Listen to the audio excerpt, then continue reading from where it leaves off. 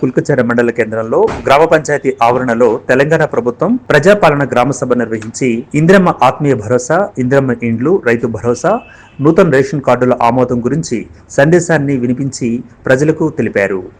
ఈ మేరకు పంచాయతీ కార్యదర్శి ఎంపీఓ భాస్కర్ గౌడ్ పేర్కొన్నారు. కార్యక్రమానికి ముఖ్య అతిథిగా Parigi MLA doctor T Rammohan Reddy హాజరయ్యారు. ఈ సందర్భంగా ఎమ్మెల్యే మాట్లాడుతూ అర్హులైన లబ్ధిదారులకు పార్టీలకు అతీతంగా పథకాలను అందజేస్తామని అన్నారు. కార్యక్రమంలో స్థానిక కాంగ్రెస్ పార్టీ నాయకులు, మండల నాయకులు, వివిధ శాఖల అధికారులు తదితరులు ఉన్నారు. ఇప్పుడు కొత్తగా వచ్చిన రేపు జెండా వందనం నుంచి 26 తారీఖు నుంచి మరి 4 స్కీములు మన ప్రియతమ నాయకులు మన తెలంగాణ కాంగ్రెస్ పార్టీ సీఎం అయినటువంటి రేవంత్ అన్న మరి సార్ ఆధ్వర్యంలో, కేబినెట్ ఆధ్వర్యంలో నిర్ణయించినటువంటి 4 స్కీములను మాత్రము ఈ రోజు మనకు సార్ తెలియజేశారు. రైతు భరోసా, వ్యవసాయ అభివృద్ధి మరియు రైతు సంక్షేమమే మన ప్రభుత్వం మొదటి ప్రాధాన్యత అంశం. అందులో భాగంగా రైతు భరోసా సహాయాన్ని ప్రతి సంవత్సరం ఎకరాకు రూపాయలు 12,000కు పెంచడం జరుగుతుంది. వ్యవసాయ యోగ్యమైన అన్ని భూములకు ఈ సహాయాన్ని ఈ నెల 26వ తేదీ నుండి అందించడానికి నిర్ణయించబడింది. వ్యవసాయ యోగ్యం కాని భూములకి ఈ సహాయం వర్తించదు. మన గ్రామంలో ఉన్న రైతులందరూ ఈ పంట పెట్టుబడి సహాయాన్ని సద్వినియోగం చేసుకోవాలని కోరుచున్నాను. 1 కొత్త రేషన్ కార్డులు. ప్రభుత్వం దగ్గరున్న వివరాల ఆధారంగా రేషన్ కార్డు లేని నిరుపేదలను గుర్తించి అర్హులైన నిరుపేదలందరికీ కొత్త రేషన్ కార్డులు పంపిణీకి ఏర్పాట్లు చేస్తున్నాము. 4వ అంశము ఇందిరమ్మ ఇండ్లు. గత గ్రామ సభల్లో మన గ్రామంలో ఇండ్లు లేని వారిని నుంచి దరఖాస్తు స్వీకరించాము. అట్టి దరఖాస్తులను క్షేత్రస్థాయిలో పరిశీలించడం జరిగింది.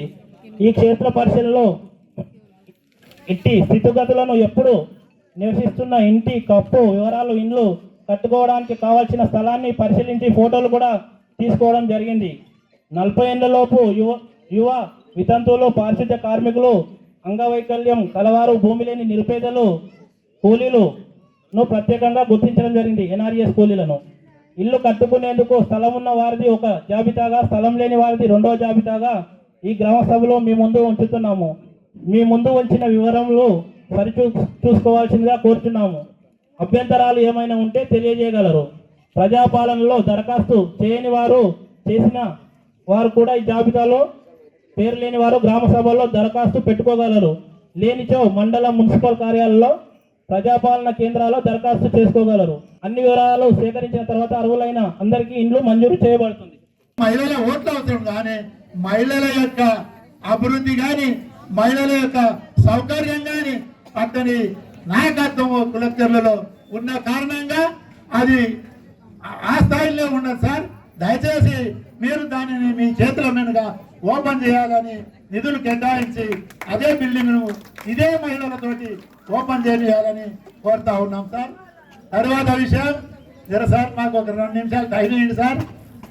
మళ్ళీ దొరకరు. మళ్ళీ ఈ జనానికి ఒక తృప్తి కలగాలి. మీరు చెప్తేనే, మీరు చెప్తే మీరు హామీ ఇస్తారు, వాళ్ళకి తృప్తి కలుగుతుంది. అదేవిధంగా సార్, కులచెర్లలో వెంకట్రావు గారి జమానాల పోస్ట్ ఆఫీస్ కు జాగా తీసుకున్నాడు. జంగం శేఖరయ్య జాగా. జంగం శేఖరయ్య నిరుపేద, కానీ ఆ రోజుల్లో గ్రామం గురించి ఆ స్థలాన్ని ఇవ్వడం జరిగింది. ఆ స్థలము ఈనాటికి కూడా దానిని ముట్టిన పాపాన ఏ నాయకుడు కూడా సార్. ఆ పోస్ట్ ఆఫీసు బిచ్చం ఎత్తుకున్నట్టు కొన్ని దినాలేమో ఉప్పలా చెప్తుంటది, కొన్ని దినాలేమో పెద్దమడిగలు ఉంటది, కొన్ని దినాలేమో ఆ కళ్యాణ్ నగర్ లో కిరాయికి నడుస్తుంది. అంటే ఇక్కడున్న నాయకత్వం గ్రామ అభివృద్ధి గురించి ఏమి ప్రయత్నం చేస్తున్నారో దీనికి ఇదే నిదర్శనమని మిమ్మల్ని రుజువు చేస్తా ఉన్నాం. ఇక్కడ అధికారులు తయారు చేసిన లిస్టు భాస్కర్ ఇప్పుడే ఇవన్నీ మాకు ఇచ్చిపోయింది. ఇంతవరకు ఎక్కడ కూడా ఏ అధికారి కూడా, ఒక ఎంపీగా ఉన్న భాస్కర్ గౌడ్ గతంలో నాకు పిఏగా పనిచేసాడు. ఆయన అర్హుల జాబితా తయారు చేసాడు.